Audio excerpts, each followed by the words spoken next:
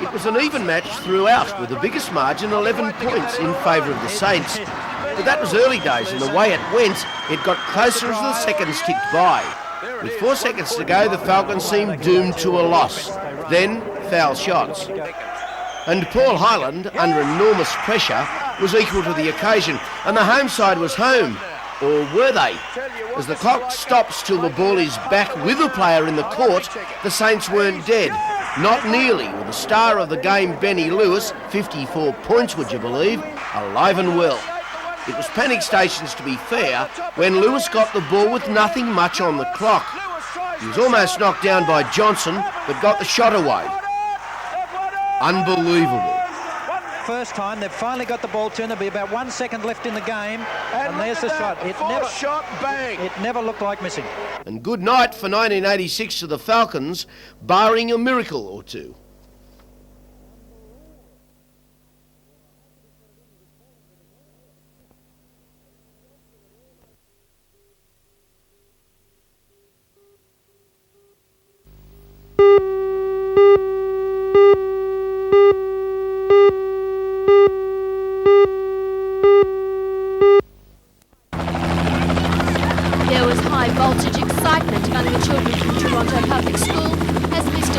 Landed. For Cess Baker, the tour guide from Vales Point Power Station, Mr Megawatt initiated Virginia McKenna of Grade 2 into the newly formed Megawatt Club. Hers was the first membership application received from the Central Coast in Hunter Valley. Alcom aims to transmit a more open and friendly image to children and the community through Mr Megawatt. Club members will be encouraged to tour power stations and will be kept in touch with Elcom activities via a quarterly newsletter. If Mr Megawatt and his club is as popular as this reception today indicates, it's a public relations exercise Elcom will conduct statewide. You've got a question to ask Mr Megawatt.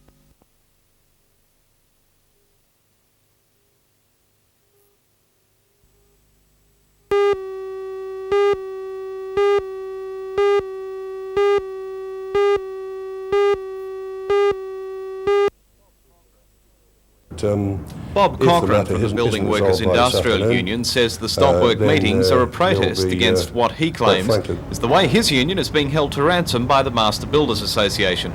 He says the MBA is penalising the BWIU and FEDFA for a campaign by plumbers and gas fitters seeking wage rises outside the Arbitration Commission. The plumbers and gas fitters have already served a log of claims on employers, which includes a massive wage hike, an increase in employers' contributions to superannuation schemes, and a 36-hour week.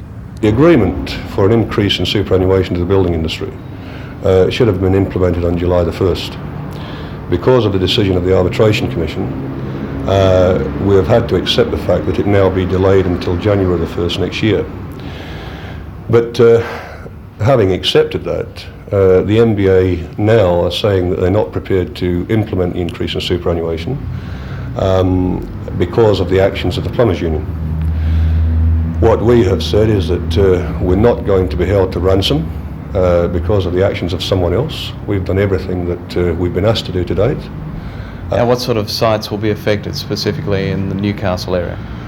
Well, all of the commercial sites that it's possible to get to, and in the Newcastle Central Coast region, among them will be the Erina project. There's about 320 workers down there. Concrete Constructions, the East End project, the Darks Iceworks, Sabimo at Shoreland County Council, and so forth.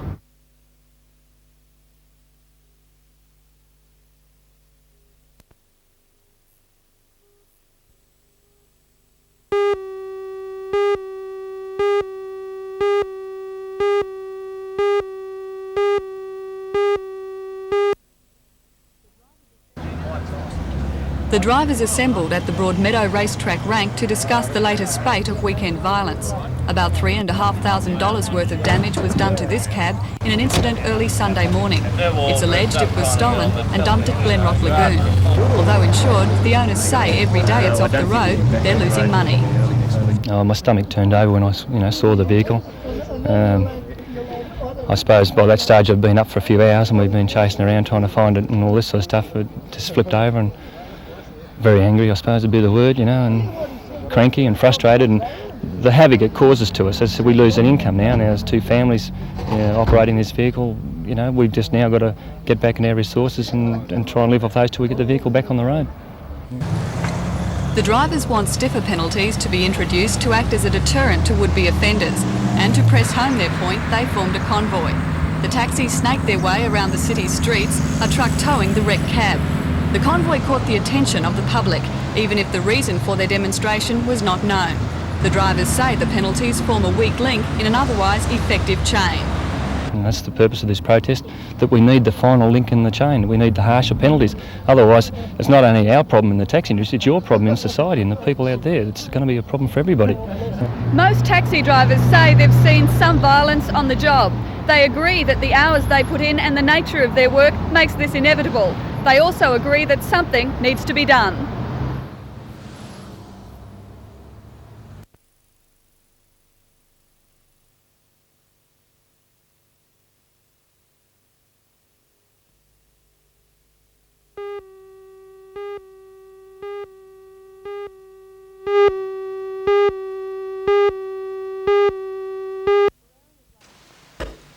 For areas like the western side of Lake Macquarie, Minmai, Kersley and Port Stephens, this project is like a dream come true. For years, the 13,000 householders have been lobbying for their areas to be serviced by sewerage. And now, finally, it looks as if their efforts are being rewarded. The proposal was announced jointly today by the Minister for Local Government and Water Resources, Janice Crozio, and the Minister for Public Works, Laurie Brereton. Mr Brereton says that despite these hard economic times, there is enough money in the existing Capital Works program to fund the ambitious 5-year project. We have a very large Capital Works program in the state. It's a Capital Works program that we're very proud of. It will be a Capital Works program under some pressure this year, but it will still be very substantial, and there will still be adequate opportunity for us to direct funds from that program to the highest priorities. This year, we've identified such a priority with money from that Country Water and Sewerage Supply program coming here to the Hunter and the Newcastle region. The money will come from 3 sources: the Public Works Department, the Hunter District Water Board, and it was put to the 5 councils of Lake Macquarie, Newcastle, Port Stephens, Maitland and Cessnock today that they too would have to bear a third of the costs. Work won't begin until next year, so now it's up to the 5 councils involved to go back home and do their sums to see if they can afford the project. Mrs Crozio says that despite the amount of money the councils will be asked to contribute, rates will not be higher than those pegged by the state government. Now, rate pegging itself will not be abolished. It's one of our government's platforms. But what councils have always had the opportunity in the past and will have in the future is to approach me as Minister to look at their funding programs, to see if they need extra assistance over and above what the rate pegging legislation will allow them to raise their rates, and also to look at how they could service their loans. This will also the initial cost to each of the contributors will be $2 million, which will be used for environmental impact statements as well as investigation and design work.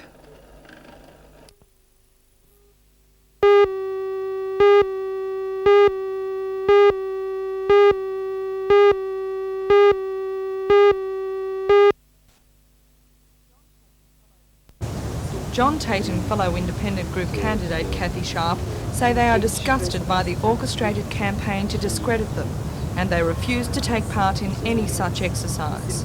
It really boils down to the fact that people are going to try, our competitors are going to try and downgrade us in a way that we don't think is fair. What we're concerned about is putting forward our policy. We're not going to enter into that sort of discussion. We'll just keep bringing forward our policy and let the people judge us on those merits. Cathy, are you afraid that some of the mud that they're throwing is going to stick?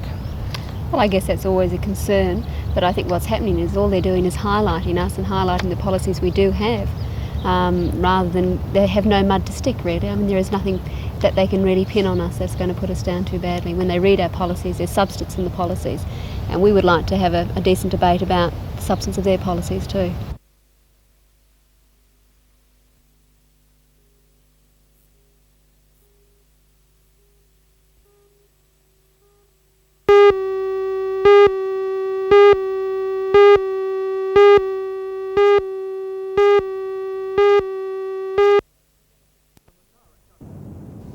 The Matara Cup Yacht Race is one of the traditional openers of the annual festival. Today, a fleet of 34 boats from the Lake Macquarie Yacht Club made their way north to Newcastle Harbour in a colourful display of some of the rich men's toys. The event is the opener of the yacht racing season on the lake, and today's fleet ranged in size from a 24-footer through to John Moore's 45-foot Tobacco Road. It also featured several Sydney to Hobart boats, including Fiona, Polaris and Grounds 4. The Healthy Northwester made for one of the quickest races in the event's history. Tobacco Road took line honours, finishing in just under 4 hours back at the lake. One of the features was the closeness of all competitors. And from a fresh air sport to one that's trademark is burning rubber and petrol, and they were blasting their way through the usually peaceful King Edward Park today in the Matara Hill Climb. The circuit is regarded as one of the most picturesque in Australia, and a large field turned out for the event. Drivers were from as far away as Queensland in a bid to take home some of the almost $3,000 in prize money. Former Australian hill climb champion Warren Brown in the Sceptre V8 was one of the favourites to take out the outright crown and to nudge the record of just over 42 seconds. He did both those, breaking the record by just 9/100ths of a second.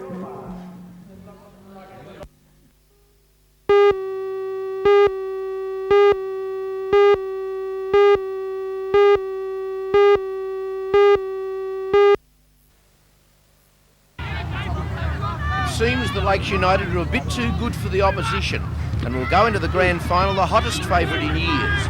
They led Cessnock to nil before this scrambling, belated try by the Goannas. When you consider the absence of their rep second rowers Mark Brockenshire and Cole Mathias due to injury, and the enforced spell of captain coach Rip Taylor, at full strength they would be a lot too good. And Taylor is frustrated by his suspension, which will keep him out of the decider. Nerve-wracking more than frustrating. I'm very confident in the players that are out there doing their job, and it's just frustrating and very hard feeling within yourself, really. Cessnock's Bruce Starkey, despite the defeat, is certain he can get another crack at the favourites. Oh, I think we'll go pretty well against South. You know, just one of those days we had. We had a pretty hard game against West last week, and got a few little niggling injuries, the boys. But I'm pretty confident we'll get over them, and we'll give South a good rough.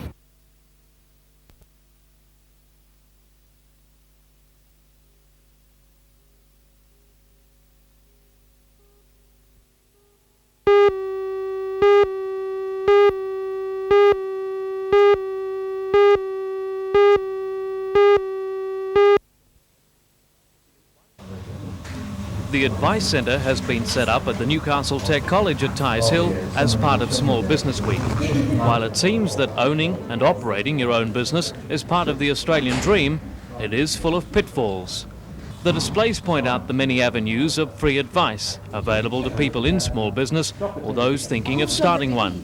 Accountants, banks, the Small Business Office and the Hunter Development Board are all represented. Of the people going into small business, new business for the first time, 80% go broke. And that's more than a statistic, that's a very sad fact when it comes to a family who go into business and go broke. It places all sorts of stresses on relationships. But seeking proper advice could reduce that percentage? I think so. I think if somebody's contemplating new business, if they seek the right advice, and not all of it's free of course, it is here today, tomorrow and Friday, but good advice can certainly reduce that risk.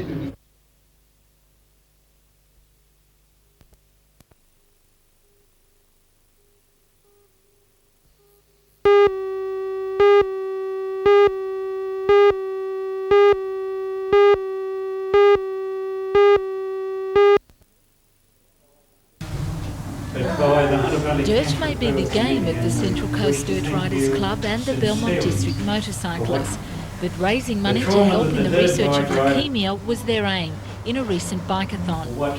Neil Harvey was one of 4 riders who joined in a 24-hour non-stop cycle spree to help leukaemia sufferers. Last night at a meeting of the Hunter Valley Cancer Appeal, He presented a cheque to Dr. Eno, Director of Haematology at the Royal Newcastle Hospital. The $6,000 will go towards the research and treatment of a breakthrough in bone marrow transplants, now underway in Newcastle.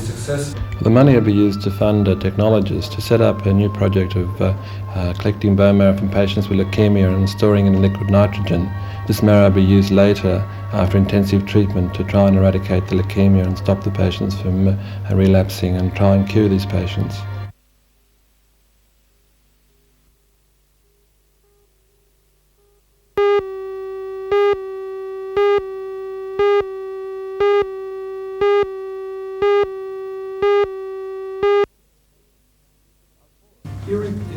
A forum held in Newcastle today looked at the way the city's character is changing. Is Newcastle losing that steel city image? The success of the Matara Festival has given inspiration to the Bicentennial Committee's plans for a big people festival for the city in 1988. Join Anna Manzoni and John Church for all the news tonight at 6.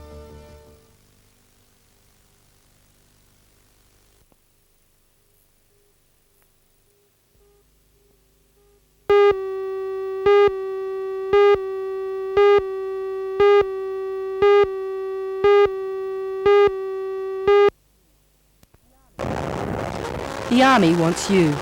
That's the message staff at the Army's Hunter Street Recruitment Centre are trying to get across. Recruiting officers are trying to sign up 58 people each month in the Hunter. So far, they have fallen short of this target. Director of Army Recruitment, Lieutenant Colonel Rankin, was in Newcastle today promoting general enlistment. We've very definitely got the vacancies. We offer good conditions, good pay, training. And do people have to be, do they have to have their HSC or what educational requirements? No, they don't, not unless they're actually going to become officers, but in our general enlistment category, there's no educational requirement as such. For example, they don't have to have done an HSC or Year 10. All they have to do is pass a basic numeracy and literacy test that we give them, and obviously be medically fit, and that's all we require. Lieutenant Colonel Rankin did not believe, however, that anti-war feeling was keeping applicants away. There's a possibility, I guess, that the peace movement may have affected us, but no, I don't think so. I think perhaps it's just that the community perhaps aren't aware that we have jobs, and there are all sorts of jobs in the Army, not just your infantry soldiers and your tank drivers. It's much wider than that. We've got cooks and anything which makes a large organisation run, and I think perhaps it's just that people aren't aware of what we have to offer.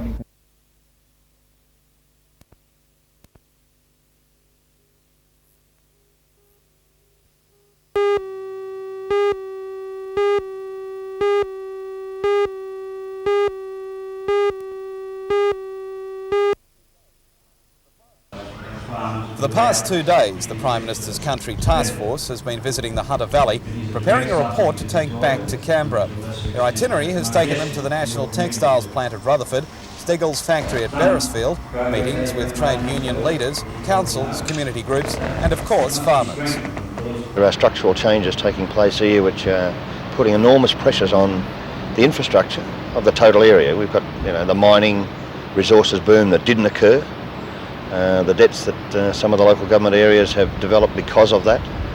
It's a general structure that has occurred in other regional areas of Australia, mainly sourced back to the fact that we were gearing ourselves to a resources boom which never occurred, and at the same time we allowed our manufacturing industries to run down with an overvalued dollar.